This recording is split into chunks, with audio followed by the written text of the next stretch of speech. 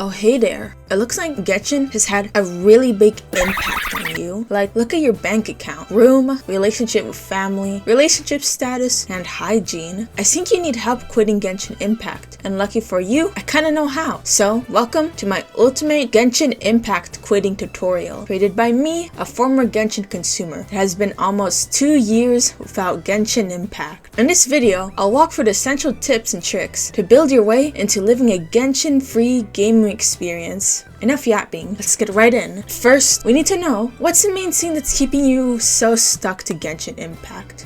I think it just might be gambling. Listen, I know, Earth is like the only planet with gambling on it, but we also need to save some of our money for the future. We need to figure out a way to make the gambling there not worth it. How about we start with looking at the gacha system? Look at how bad the rates are. Wait, they're a little better than Pet Simulator 99, but it's a lot more embarrassing to be a Pet Sim 99 player than a Genshin Impact player if you're an adult.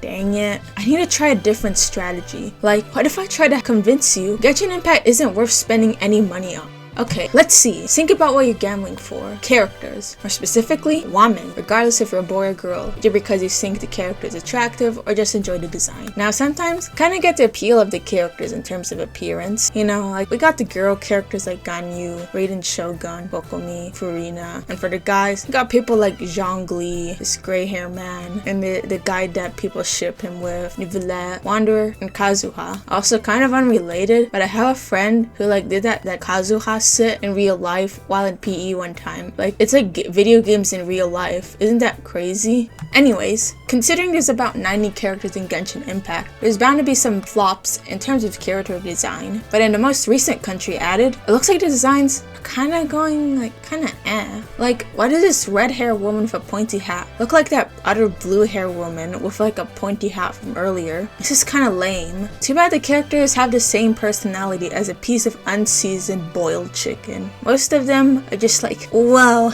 I'm so exhausted from my job, or I like the traveler. You think Genshin Impact has like an advantage over other gacha games due to taking inspiration from cultures around the world as a tool to have a nice creative direction, but it looks like they forgot how to use that to their advantage, and the characters are starting to look more copy and paste than they slightly were before, becoming more obvious. Like, why should you bother pulling for another woman? It looks almost the same. I saw you Redditors had to be like loyal to your waifu or something. But maybe that's the entire point. Like, one day, your favorite character becomes useless because they added a new monster that you'll struggle to defeat unless you have a newer character with a specific feature. Your anime babes are literally being invalidated and thrown in the trash because Hoyoverse needs to make the next anime babe for you so you can simp for it yet again, and the cycle continues. But mediocre character designs don't make up an entire game's appeal, because games need to have gameplay, and in order to quit Genshin Impact, you have to realize the gameplay is actually worse than you think. First of all, I don't have much to say with the combat. It's pretty aight, but what really sucks is that you use the combat for. Enemies are like kind of fine, I guess. There's some that I really hate, until you realize you need to kill the same enemies multiple times on end just to get loot to level up your character, which isn't the worst if you built a decent team, so it won't take too long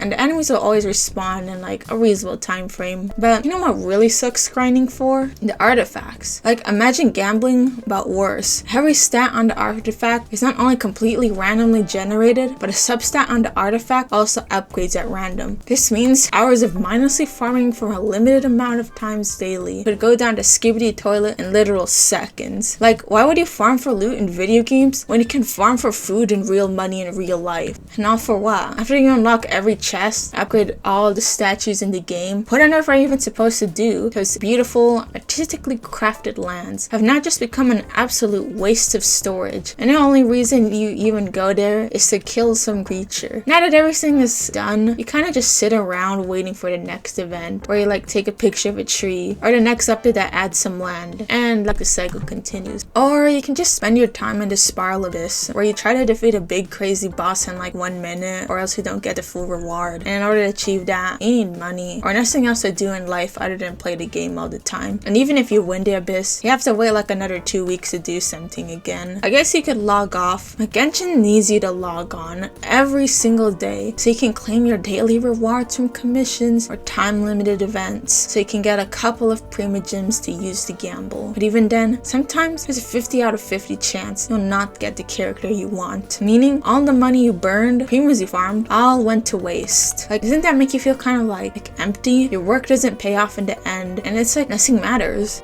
But well, Genshin Impact has a big overarching story. The main characters need to find their sibling, and it's been 4 years we've been following this story. So I wonder what progress Traveler has made so far. Well, the first two gods, they didn't really do anything and told the Traveler to go to another nation. And before meeting the third god, Traveler finds her twin for like a brief moment, and the twin is like with those like funny wizards, and it's like, ooh, I'm kind of different now. Something big is going on, but I'm not going to elaborate. So waste the next few years to find the truth. And they disappear or something. It's really vague. And then the third god doesn't know shit, and I heard only the fourth god was kind of useful, but I never got to that point because it was like the game, I realized the game was that shitty. But she was like nowhere near as useful as like that mysterious shadow guy. Like the travelers just wasting their time going to these countries to meet like a divine being. It's like, oh, sibling? Go ask the other guy. Also keep in mind I heavily summarized what progress has been going on in the main story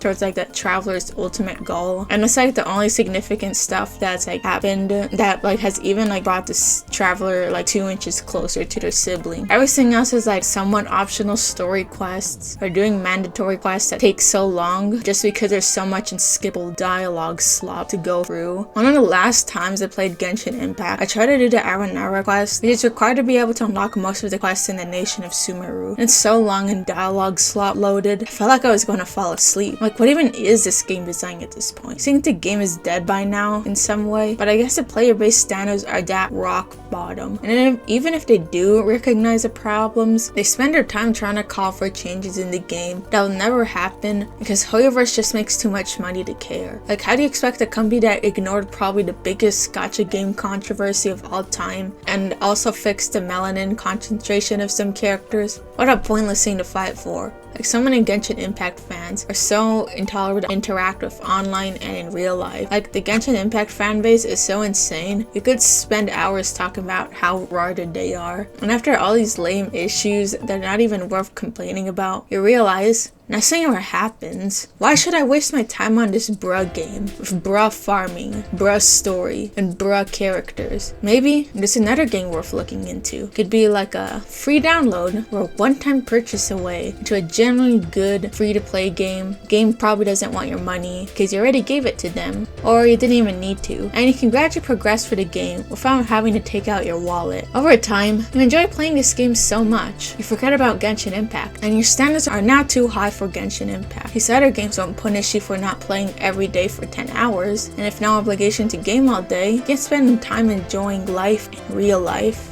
That, my friends, is how you quit Genshin Impact. You don't quit trying every day to not log on, only to fail. You quit by realizing Genshin Impact isn't that good. And by playing great games, you raise your standards. Anyways, I hope this amazing video was helpful and life-changing to you, as it was viewers like you guys requested this topic the most on my first video poll. But anyways guys, that's all I've got for today. Bye!